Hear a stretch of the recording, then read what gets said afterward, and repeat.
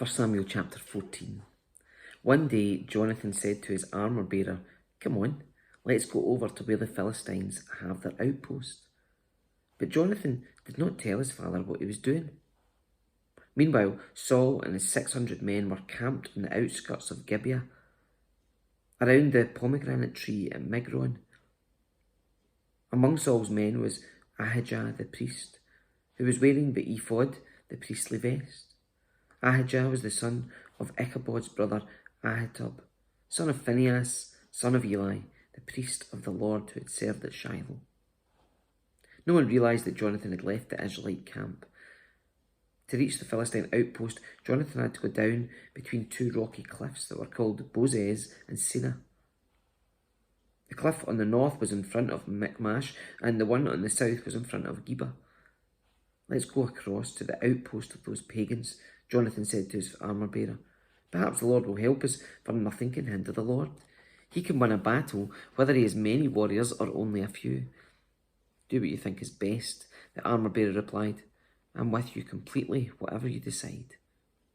"All right then," Jonathan told him, "we will cross over and let them see us. If they say to us, 'Stay where you are or we'll kill you,' then we'll say, 'Stop,' and not go up to them. But if they say, 'Come on up and fight,' then we'll go up. That will be the Lord's sign that he will help us defeat them." When the Philistines saw them coming, they shouted, "Look, the Hebrews are coming out of their holes."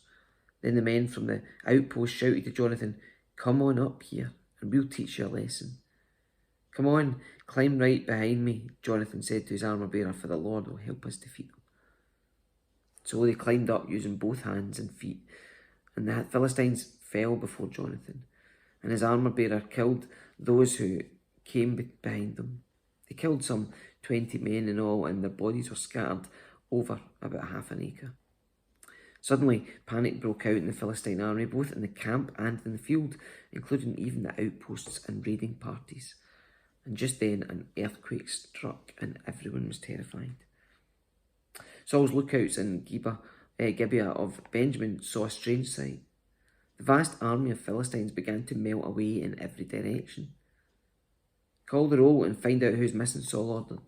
And when they checked, they found that Jonathan and his armour-bearer were gone. Then Saul shouted to Ahijah, "Bring the ephod here." For at that time, Ahijah was wearing the ephod in front of the Israelites. But while Saul was talking to the priest, the confusion in the Philistine camp grew louder and louder. So Saul said to the priest, "Never mind, let's get going." Then Saul and all his men rushed out to the battle and found the Philistines killing each other. There was terrible confusion everywhere. Even the Hebrews who had previously gone over to the Philistine army revolted and joined in with Saul, Jonathan, and the rest of the Israelites. Likewise, the men of Israel who were hiding in the hill country of Ephraim joined the chase when they saw the Philistines running away. So the Lord saved Israel that day, and the battle continued to rage even beyond Bethaven.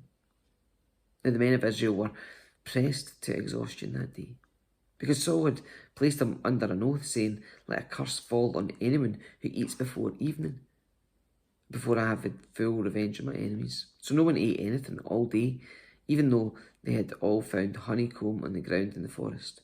They didn't dare touch the honey because they all feared the oath they had taken. But Jonathan had not heard his father's command, and he dipped the end of his stick into a piece of honeycomb and ate the honey. After he'd eaten it, he felt refreshed. But one of the men saw him and said, "Your father made the army take a strict oath that anyone who eats food today will be cursed. That's why everyone is weary and faint." "My father has made trouble for us all," Jonathan exclaimed. "A command like that can only hurt us. See how refreshed I am now that I've eaten this little bit of honey." If the men had been allowed to eat freely from the food they found among our enemies, think how many more Philistines we could have killed. They chased and killed the Philistines all day from Michmash to Ajalon, growing more and more faint.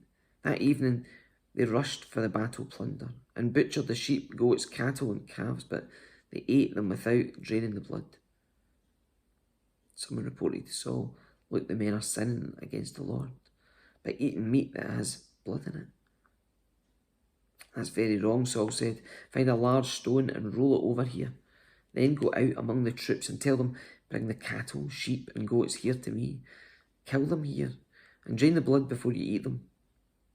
Do not sin against the Lord by eating meat with the blood still in it. So that night, all the troops brought their animals and slaughtered them there. Then Saul built an altar to the Lord. It was the first of the altars he built to the Lord. Then Saul said, let's chase the Philistines all night and plunder them until sunrise. Let's destroy every last one of them. His men replied, we'll do whatever you think is best. But the priest said, let's ask God first. So Saul asked God, should we go after the Philistines? Will you help us defeat them? But God made no reply that day. Then Saul said to the leaders, something's wrong. I want all my army commanders to come here. We must find out what sin was committed today. I vow by the name of the Lord who rescued Israel that the sinner will surely die, even if it's my own son Jonathan. But no one would tell him what the trouble was. Then Saul said, Jonathan and I will stand over here, and all of you stand over there. And the people responded to Saul, whatever you think's best. Then Saul said, O Lord, God of Israel, please show us who's guilty and who's innocent. Then they cast sacred lots, and Jonathan and Saul were chosen as the guilty ones, and the people were declared innocent. Then Saul said, now cast lots again and choose between me and Jonathan. And Jonathan was shown to be the guilty one. Tell me what you've done, Saul demanded of Jonathan. I tasted a little honey, Jonathan admitted. There's only a little bit in the end of my stick. Does that deserve death? Yes, Jonathan. Saul said, you must die. May God strike me and even kill me if you do not die for this. But the people broke in and said to Saul, Jonathan has won this great victory for Israel. Should he die? Far from it. As surely as the Lord lives, not one hair of his head will be touched, for God helped him do a great deed today. So the people rescued Jonathan, and he was not put to death. Then Saul called back the army from chasing the Philistines, and the Philistines returned home. Now when Saul had secured his grasp on Israel's throne, he fought against the enemies in every direction. Against Moab, Ammon, Edom, kings of Zobah, and the Philistines. And wherever he turned, he was victorious.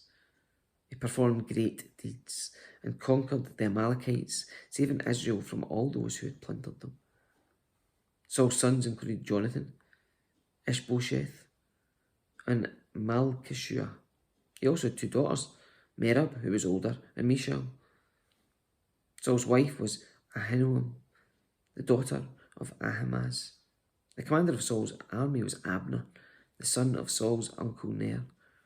Saul's father Kish and Abner's father Ner were both sons of Abiel. The Israelites fought constantly with the Philistines throughout Saul's lifetime. So whenever Saul observed a young man who was brave and strong, he drafted him into his army.